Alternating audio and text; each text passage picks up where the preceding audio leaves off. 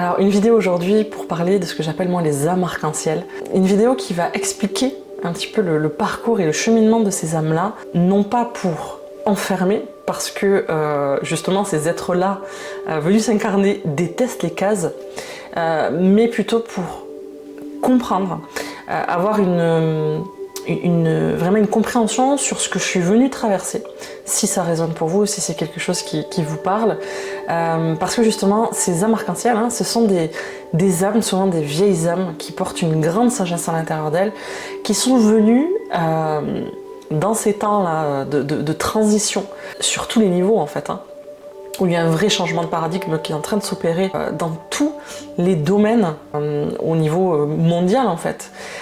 Et c'est ces âmes-là qui sont venues accompagner, qui sont venues œuvrer pour ramener des valeurs très lumineuses. C'est-à-dire des valeurs d'amour, de compassion, de partage, de pardon. Voilà, c'est des personnes qui sont venues faire ce cheminement-là. Mais c'est un parcours qu'elles n'échappent pas à la loi de l'incarnation, de l'expérience, etc. Donc c'est un cheminement qui est quand même exigeant et qu'on va découvrir tout au long de cette vidéo.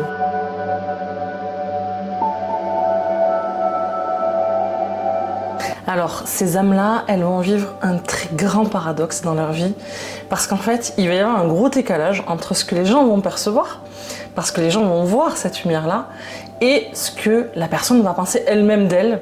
Et en fait, ça va être un gros fossé entre les deux. Donc en fait, ces personnes-là vont être confrontées à des gens qui, soit en fait, vont être très attirés par elles, et où même là, il va y avoir une incompréhension parce qu'en fait, elles vont voir en elles, du coup, cette lumière, cette beauté, cette émanation, en fait, et cette sagesse-là, où les gens vont dire, bah, qu'est-ce que t'es beau, qu'est-ce que t'es belle, qu'est-ce que t'es rayonnante, il y a quelque chose en toi, t'es charismatique, bah, il se passe quelque chose. Donc les gens vont dire oui, oui, merci, et c'est comme si ça pouvait pas s'intégrer à l'intérieur, voilà, comme si je pouvais pas y croire.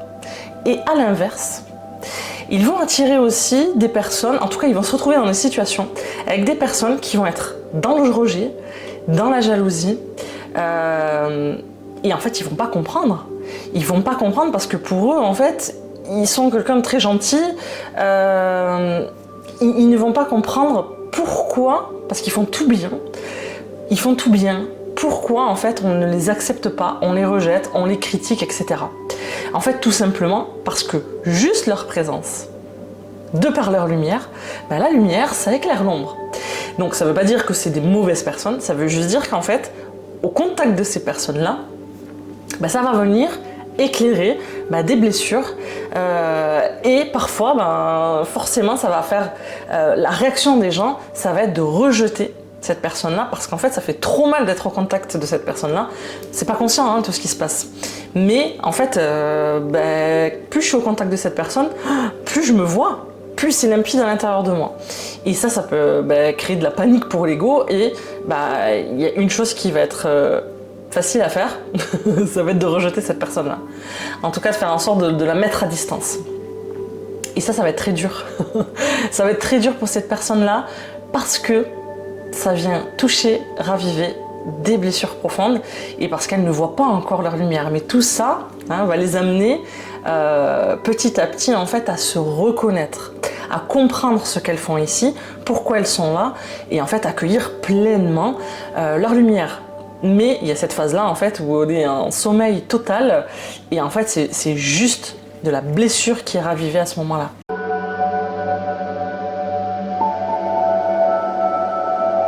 Pour comprendre ce qui se passe dans ce paradoxe-là, il faut revenir sur les fondements même, sur les racines, c'est-à-dire sur l'enfance, et même on peut revenir jusqu'à la conception.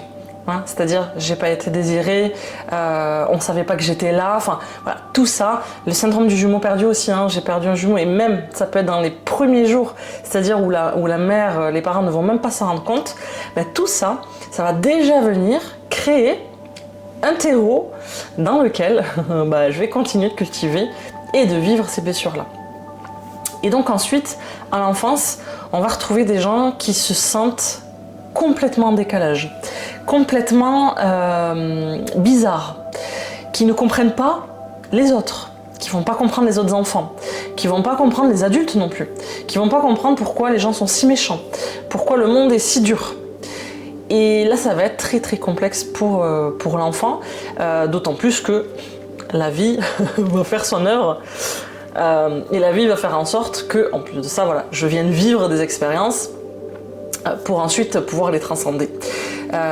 Donc, je vais tomber dans des familles où on va pas m'écouter, on va pas me reconnaître. Il peut y avoir de la violence, il peut y avoir de la violence physique, il peut y avoir de la violence psychique, il peut y avoir un total rejet des émotions, des parents absents, la perte d'un parent, enfin bon, il peut se passer tout un tas de choses, déjà au niveau familial, ce qui fait que l'enfant déjà, lui, il arrive, il se sent pas compris, et en plus de ça, voilà, dans la famille, généralement, il va se passer des choses qui vont faire qu'il va pas avoir la bonne place. Ou alors il y a un parent qui va pas être bien et il va prendre la place du sauveur, d'être là pour l'autre, etc. Et en fait, tout ça, ça va conditionner le fait qu'il va se couper petit à petit de lui-même. Hein, on verra ça tout à l'heure. Donc voilà, un profond sentiment de solitude. Les gens qui vont se reconnaître là-dedans, voilà, ils vont être marqués par ce sentiment de solitude, par le fait qu'en fait, il n'y a rien qui vient combler, il y a vraiment ce sentiment de ne pas être compris et de ne pas comprendre le monde dans lequel je suis. Donc ça va être dans l'enfance et pour survivre, parce qu'en fait, un enfant, lui, il a besoin de s'identifier, il a besoin de survivre, il dépend des autres. Et c'est là où il va faire son mieux pour essayer de rentrer dans un cadre où il va essayer de trouver un minimum de sécurité. Donc ça peut être des gens qui petit à petit comme ça commencent à se formater à ce que vont dire les parents, à se formater une identité mais qui n'est pas eux. Voilà, dès le plus jeune âge. Et ça, ça va continuer. Et ça va venir de toute façon se lisser aussi avec l'adolescence, où l'adolescence c'est pareil. Là, ils vont venir revivre des choses difficiles qui ne sont que la répétition de ce qui a déjà été vécu enfant. Et où là, ça va encore plus se renforcer cette fausse identité, finalement, où en fait ils vont continuer à se perdre de plus en plus, à se noyer dans ce personnage qui n'est pas eux, qui est loin parfois de leur identité. Moi j'ai des personnes qui viennent me voir, et ça c'est hyper caractéristique aussi de ces âmes-là, hein, dans ce qu'elles viennent traverser. Il y a vraiment un sentiment de culpabilité et de honte. Parce qu'en fait, dans leur parcours, ils ont vécu des choses malgré eux, pour survivre, parce qu'ils n'ont pas eu le choix et qui sont très durs à porter, parce que complètement à l'opposé de leurs propres valeurs et de ce qu'ils auraient aimé être ou faire. Donc il va y avoir ce sentiment de honte. Il y a des gens qui vont se mettre dans des groupes, qui vont critiquer les autres, qui vont être un peu dans des moqueries, etc. Alors qu'en fait c'est à l'opposé de ce qu'ils sont, mais pour survivre, pour faire comme les autres, pour être acceptés, pour ne pas vivre cette douleur qu'ils ressentent depuis qu'ils sont là, ils vont jouer le jeu. Ils vont jouer le jeu jusqu'à se perdre. Hein. Et ça va être des enfants qu'on va pas forcément où on va pas forcément détecter une problématique. Parce qu'il y a beaucoup de choses qui vont être vécues à l'intérieur. Et ils se coupent tellement qu'en fait, ils jouent tellement bien le jeu que personne ne se rend compte qu'il y a un souci. Et quand ils vont arriver après à l'âge adulte, là, ça va être quelque chose de réouvrir parce que même eux se sont persuadés que tout allait bien.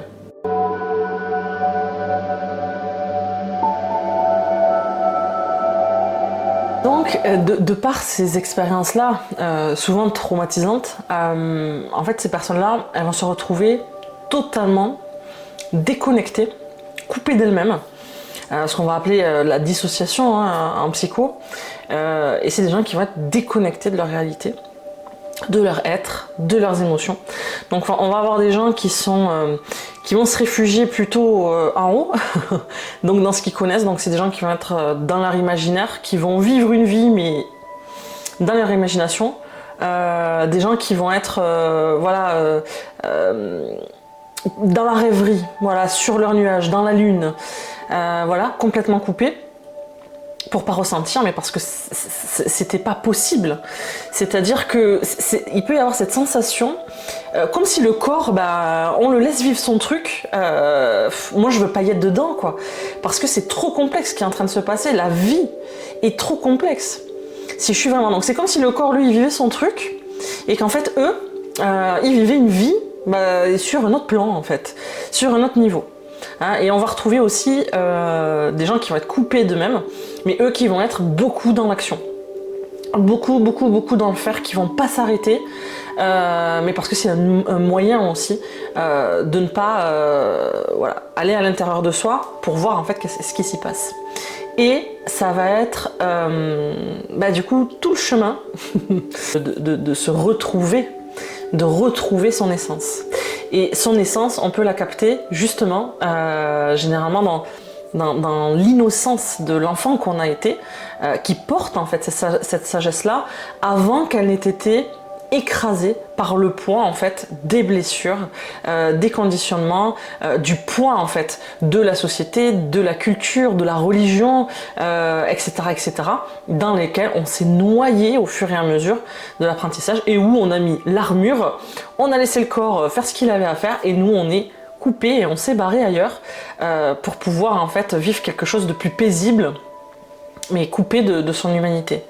Et avec la sensation que de toute façon c'est trop complexe, donc je vais mettre ça à distance. Mais tout le travail, ça va être de revenir et de replonger en fait dans son histoire pour pouvoir en fait petit à petit se désidentifier de ça.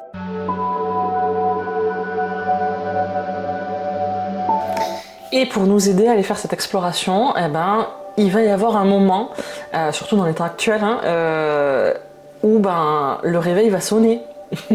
Et généralement, il va sonner, il va faire un petit peu mal. Le réveil va être un petit peu brutal. Et ça peut être, généralement, ça ne veut pas dire que c'est comme ça que ça doit se passer, mais c'est que généralement, c'est comme ça que ça se passe.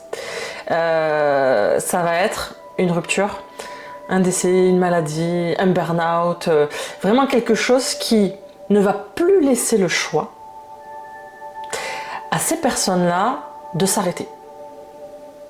Qu'on soit dans le faire tout le temps ou complètement déconnecté dans sa tête, ça va mettre un gros coup de stop, un vrai point de rupture dans la vie de ces personnes-là, où il n'y a plus le choix, et en fait où, sans qu'elles ne le veuillent, cette armure, cette carapace, elle est en train de se fissurer. Et là, les gens vont se dire, mais je comprends pas, toutes les émotions qui sont en train de remonter, etc. Et c'est là où les personnes vont commencer, généralement, à se dire, ok, là, il faut que j'aille voir quelqu'un, il y a quelque chose qui va pas. C'est généralement là que les personnes vont consulter un thérapeute, pour commencer à s'occuper d'elles. Mais parce que, moi j'ai des personnes qui viennent, mais elles disent, mais j'ai pas le choix, moi je voulais pas. Et c'est des gens qui aussi se sont tellement construits une carapace, c'est-à-dire que pour eux, ils sont forts. Fort pour eux égale ne pas avoir d'émotion, ne pas parfois être au fond du seau. Donc en fait, c'est super complexe pour eux, parce que la vie ne les a pas épargnés et a fait en sorte que cette armure-là, elle tombe, et que tu n'as plus le choix, et tu peux plus te raconter toutes les salades que tu t'es racontées pendant parfois de très nombreuses années. Et ça peut être complexe. C'est-à-dire que là, l'identité et tout ce à quoi j'ai cru, c'est en train de se casser la figure. Et là, il va falloir que je plonge dans cette faille-là pour aller regarder en fait ce que j'ai vécu. Et donc là, me reconnecter avec mes émotions, reconnecter en fait, aller voir ces blessures-là pour pouvoir les poser, pour pouvoir m'en libérer. En fait, c'est juste remettre de la lumière sur ce que j'ai fui, parce qu'en plus, c'est des gens qui, vu qu'ils ont ces valeurs profondes en fait, d'amour, de joie, d'aide aux autres, du coup, en plus de ça, du coup, ils se sont totalement oubliés, donc ils sont déconnectés d'eux-mêmes, donc ils ont été 100% là pour les autres, et donc ils n'ont jamais fait le taf pour eux. Donc là, ça va être de se remettre dans l'équation. Hein? Donc là, ça va être de mettre de la lumière à l'intérieur. Et là, ça peut piquer, comme ces personnes-là parfois qui ont rejeté, à qui on fait peur, qui sont dans la jalousie. Là, nous, on va faire face, vraiment, à ces mêmes mécanismes-là. Donc, souvent, ce qu'on peut retrouver, c'est du rejet de soi. Ça va être beaucoup de culpabilité. Il y a beaucoup de honte chez ces personnes-là. Parfois même la honte d'être là, quoi. Honte de vivre. Quand les personnes commencent à regarder leur expérience humaine, quand la fissure se crée, là il peut y avoir tous ces sentiments-là en fait qui vont être très complexes pour la personne à traverser. Il va falloir que petit à petit, en fait, ça puisse se transformer et qu'elle puisse, cette personne-là, avoir de la compassion, avoir de l'amour pour ce qu'elle a été aussi en tant qu'être humain.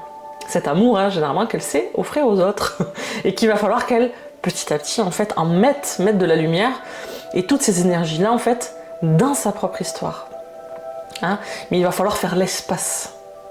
Là, il y a un vrai moment où, justement, quand la vie frappe comme ça et qu'elle met à distance un travail, des amis, etc., des relations amoureuses, ça va être pour permettre le fait de se tourner vers soi et de rentrer en introspection. Et ça, c'est inévitable. Même si elles ne le veulent pas, ces personnes-là, dans tous les cas, la vie les pousse. En tout cas, si vous avez été dans ce chemin-là, où vous êtes dedans, je suis sûre que ça vous parle, ce moment où en fait, c'est pas toi qui choisis. Donc ça, voilà, c'est vraiment ce moment du réveil, et où là, ça y est, on va explorer, etc., etc. Et il va falloir faire attention à ce qui va suivre. Là, c'est effectivement le moment où on va sortir, on va commencer à travailler. Enfin, à travailler à se déconditionner, à déconditionner les croyances, commencer à aller dans les peurs, dans les blessures, etc. Donc, à sortir de notre enfermement, dans lequel on a été, enfance, adolescence, jeune adulte. Il va falloir faire attention, parce que là, il peut y avoir aussi une autre phase d'enfermement, c'est-à-dire, ce qu'on peut entendre aussi quand on parle d'ego spirituel, etc., ce moment où ça s'ouvre, ça s'éveille à l'intérieur de nous. Donc c'est génial parce que ça reconnecte aussi à des dons, à de la clairvoyance, à de l'intuition. Enfin, il y a des choses qui se remettent en route parce que forcément on plonge, mais on ouvre aussi. Donc ça se fait en même temps. Donc il peut y avoir quelque chose de très excitant, de très d'un appel, etc. Mais ça reste de l'ego. Donc là, c'est pareil. Il va y avoir ce petit piège d'avoir vraiment compris ce qui était en train de se passer, d'avoir compris. Cette sensation de ça y est, j'y suis. Sauf que ça, c'est encore une illusion et un jeu de l'ego qui s'est encore embourbé et une manière encore de se raccrocher.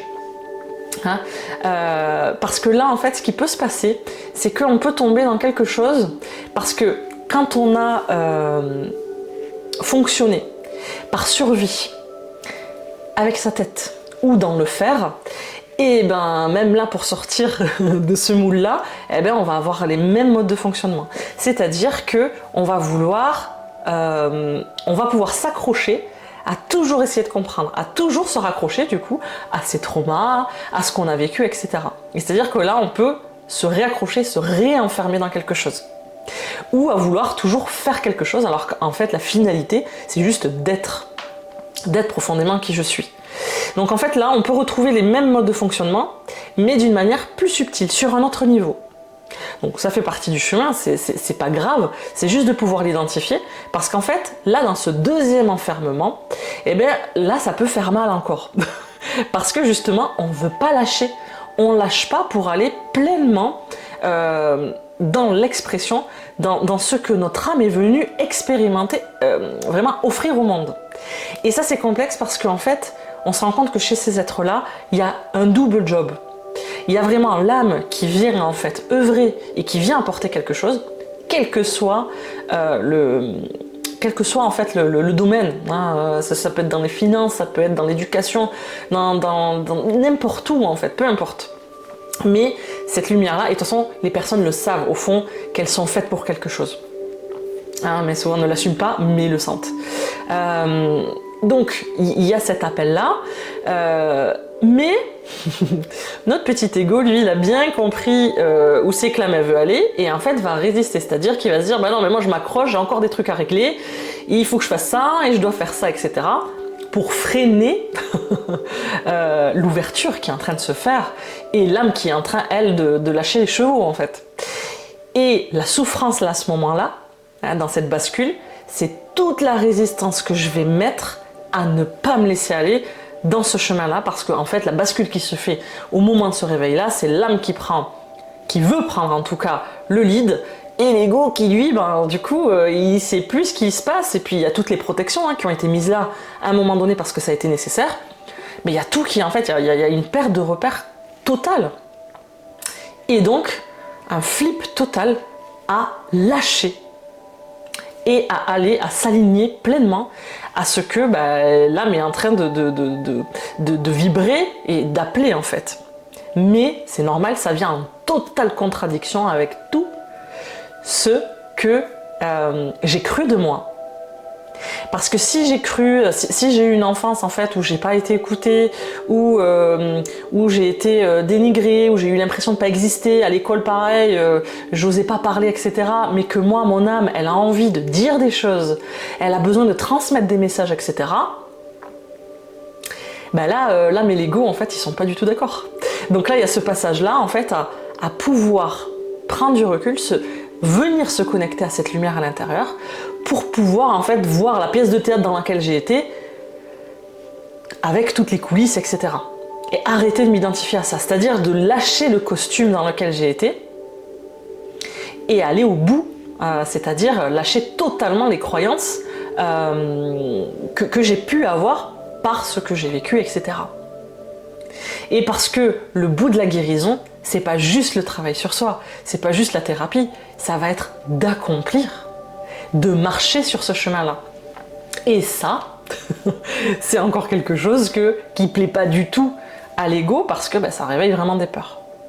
Donc premier step, ça va être de plonger à l'intérieur. Ça déjà, c'est vraiment quelque chose que craignent ces personnes-là. Mais une fois qu'elles l'ont fait, et du coup, ça y est, ça aussi, ça devient le confort et on va avoir tendance à vouloir rester là-dedans. Alors qu'ensuite, ça va être de vraiment s'accomplir, hein, de vraiment reconnaître en fait cette lumière-là et de la laisser s'exprimer. Parce que si je continue à la retenir, en fait, je suis toujours en fait dans ces peurs et dans ces croyances, etc. Donc après, c'est tout un cheminement, hein, vous l'avez bien compris, c'est pas du jour au lendemain que ça se fait. Il y a quand même des étapes, il y a des choses, des prises de conscience, des choses qui se guérissent, des choses qui se libèrent, etc. C'est pour ça que moi je parle d'arc-en-ciel, c'est reconnecter à cette lumière-là. Et regardez l'arc-en-ciel, hein, si on laisse traverser de la lumière blanche à travers de nous, si on regarde les chakras avec toutes les couleurs qui composent notre être, du coup, cette lumière blanche, elle devient un arc-en-ciel. Donc, c'est-à-dire que je vais me reconnecter à cette lumière-là, mais c'est pas juste m'y reconnecter. Ça va être de l'incarner dans tout mon être, c'est-à-dire qu'il va falloir que ça passe au travers de mon petit personnage humain. Et ça va être donc d'accepter le personnage que je suis, venu jouer, et que je reconnaisse aussi ma lumière. C'est quelque chose qui se fait sur les deux plans. Et ça plaît pas non plus trop à ces personnes-là. C'est-à-dire que oui, je veux bien reconnaître ma lumière, souvent ça va, mais après, cette lumière de l'incarner, c'est-à-dire que maintenant il faut que je l'offre, il faut que j'ose le montrer et aller en fait, m'aligner pleinement à ces valeurs-là que j'ai profondément, qui sont complètement parfois à l'opposé de mes conditionnements, de mes croyances, des choses qu'on m'a inculquées, etc. Ça c'est un sacré job. D'aller au bout, c'est un sacré job. Et souvent cette dernière étape d'aller dans la matière, ça c'est pas évident. Hein. D'aller pleinement s'engager, c'est-à-dire arrêter de regarder les petits trucs, c'est-à-dire d'aller s'embêter avec des relations qui n'ont rien à faire là, des choses comme ça, pour éviter de construire en fait quelque chose qui en réalité nous fait peur, parce que c'est on se rend compte à quel point c'est quelque chose qui se dessine là et qui vient en contradiction avec tout ce que j'ai cru de moi qui était petit, pas aimé, voilà. Et la vie ne laissera pas le choix, comme l'heure du réveil. Donc il peut y avoir cette difficulté parce que les gens vont dire ouais mais c'est encore plus dur maintenant que je travaille sur moi. Bah oui mais parce que tu veux pas lâcher non plus ce travail sur toi parce que ça veut dire qu'il va falloir que ça y est tu t'alignes vraiment. Et donc là ça peut être difficile parce que il y a le deuil de tout ça à faire. Il y a le deuil de fantasmes aussi, de ce que j'ai cru être moi, de mon identité, de ce que j'aurais aimé que mes parents soient, de l'enfance que j'aurais aimé avoir, etc., etc. Et tout ça, il va falloir le lâcher et faire ce travail-là de laisser partir aussi ces parts de moi auxquelles je me suis identifiée, mais qui ne sont pas qui je suis profondément. Donc ça peut être compliqué et la vie de toute façon, que ce soit par le corps qui va réagir, par des expériences, c'est-à-dire il y a des êtres qui vous aiment beaucoup et qui sont là pour vraiment vous réveiller. Donc ça va pas être super agréable dans l'expérience et encore une fois, on n'est pas obligé de le vivre comme ça. Mais plus on avance et surtout plus ces âmes-là en plus, qui sont de vieilles âmes, etc., on considère qu'elles connaissent le job. Et qu'elles savent. Donc en fait, on va pas trop leur faire de cadeaux. C'est-à-dire que si à un moment donné, je sais, parce que je suis très connectée, que je fais semblant de pas voir, et parce que je suis comme ça et que je veux pas lâcher, la vie, elle va frapper. Donc elle va frapper le corps, donc tu peux casser, tu peux développer une maladie, encore, Voilà. Et tu vas vivre des trucs pas cool avec des êtres qui sont là pour t'amener là où tu dois aller. Et donc ça, tant que je vais pas accepter mon sort, entre guillemets, du coup je vais créer de la résistance. Et la résistance, c'est ça qui va créer la souffrance.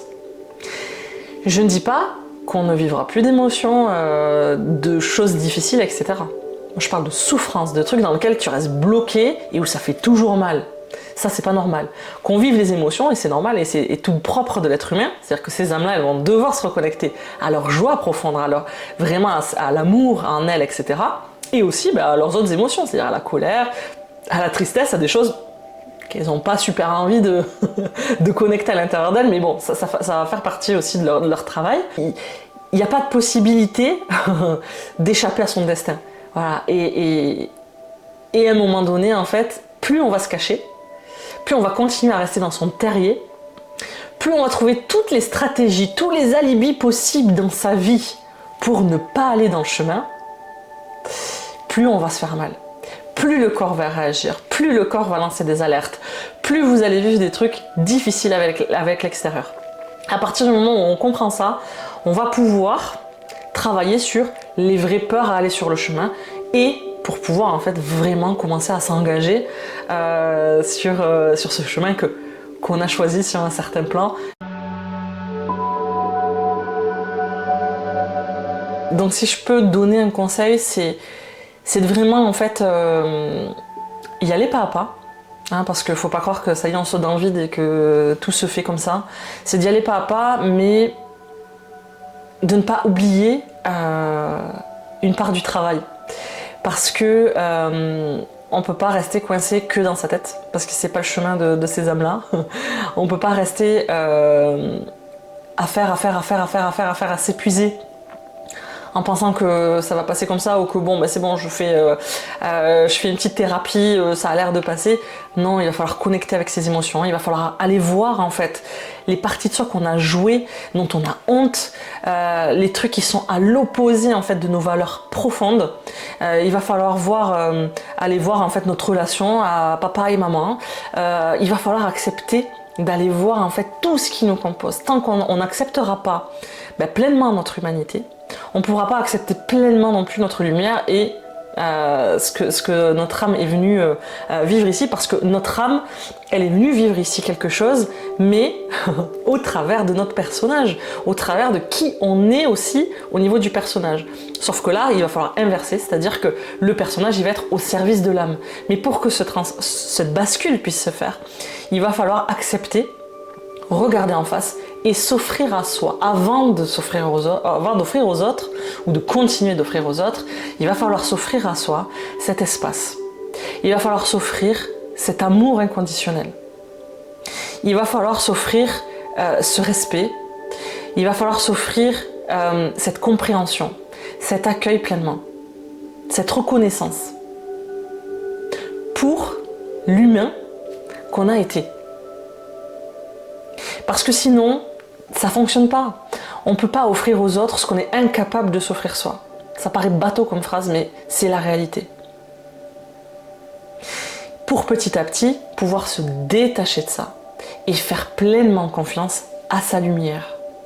Et vous allez voir que plus vous allez avancer, plus vous allez vous rendre compte en fait que tout est là. Il n'y a plus d'histoire de dépendance affective. Il n'y a plus d'histoire de rejet.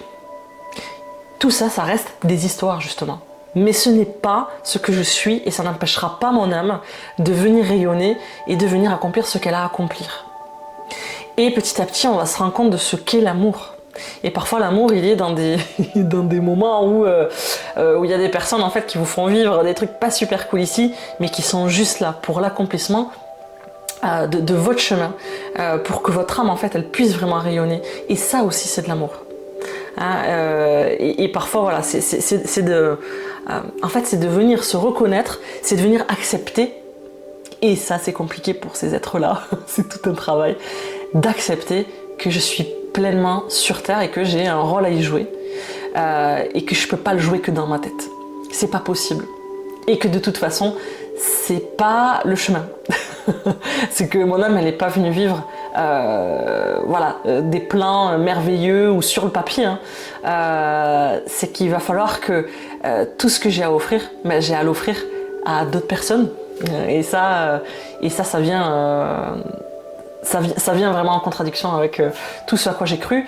Et voilà, il va falloir que je reconnaisse en moi en fait que j'ai mon propre pouvoir de guérison, que j'ai mon propre pouvoir d'accomplissement, que en fait je suis en fait un être extraordinaire, un être illimité. En fait, que c'est pas juste réservé aux autres, parce que aussi sur le chemin, ces personnes-là, en fait, elles vont voir, elles se rendent pas compte d'elles-mêmes. Donc en fait, elles vont voir les autres et elles vont souvent admirer des personnes, mais sans reconnaître en fait qu'elles sont aussi à la hauteur des personnes qu'elles admirent. Elles sont aussi dans cette puissance et dans cette grandeur. Mais il va falloir l'incarner pour qu'elles puissent offrir et en fait réaliser leurs rêves profond, ce truc-là qui est là en fond de toute façon depuis le début, depuis l'enfance généralement, qu'elles accomplissent ce rêve, mais dans la réalité, pas dans leur tête. Donc si je pouvais donner un conseil, c'est vraiment oui de vous faire accompagner parce que c'est un parcours exigeant et de pouvoir en fait pour aider cette bascule-là et pour venir enrayer ces croyances. Ça va être de sortir de cette solitude-là, parce qu'en fait, ça aussi, c'est une croyance qui a été bien ancrée de par l'expérience, mais d'aller connecter avec des gens qui sont dans le même cheminement, d'aller connecter avec des gens qui peuvent comprendre ça, parce que, humainement parlant, ça fait du bien d'être en lien, d'être en connexion avec des gens qui sont sur le même parcours. L'âme, elle n'a pas besoin, elle se suffit à elle-même. Mais n'oublions pas que nous sommes des êtres humains et qu'on a besoin de liens et d'un lien d'appartenance, etc. C'est pour ça que moi je propose des rencontres, je propose des espaces en fait où en fait les gens vont venir, ils vont sortir de leur solitude, ils vont venir pour se rencontrer, mais ils vont venir aussi pour réexpérimenter différemment le lien à l'autre. Et pour se rendre compte qu'en fait, ça y est, je suis vraiment sortie de la pièce de théâtre. Tout ça, c'est un jeu dans lequel j'étais. C'est un jeu qui s'est joué, mais c'est pas ça en fait. Ça, c'est pas la vérité. C'était une pièce de théâtre dans laquelle j'ai été, auquel j'ai cru, vraiment. C'est-à-dire que j'ai joué le personnage et j'ai cru que j'étais vraiment ce personnage-là. Et là, je me permets en fait d'aller connecter avec des gens, de me dire « Ah, on est plusieurs à vivre ça. D'accord. Déjà, ça enlève un sacré poids. Et en fait, ça veut dire que je peux créer voir une réalité différente. Donc venir se connecter aussi avec des gens qui sont dans le même parcours, etc. Ça permet d'ouvrir. Il y a cet espoir. Je peux arrêter de croire que je suis bizarre, que je suis pas sur la bonne planète. Non, en fait, on est plusieurs.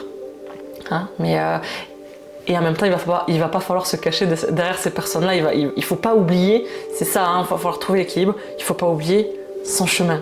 Non plus là-dedans, mais ça fait du bien, terriblement de bien de venir en fait connecter et en fait se dire mais je ne suis pas seule. C'est pas une malédiction, c'est très beau en fait ce qui est en train de m'arriver et quel bonheur de se dire qu'en fait on peut se retrouver. On peut retrouver une famille sur un autre plan, mais qui sont là, qui sont bien réels, qui sont eux aussi dans ce parcours et sur ce cheminement-là. Donc voilà, pour ceux chez qui ça aura résonné, j'espère que ça vous aura apporté des modes de compréhension, que ça vous aura apporté aussi peut-être juste un soulagement de vous dire qu'en fait vous n'êtes pas fou, c'est normal ce qui est en train de vous arriver et comprendre un peu.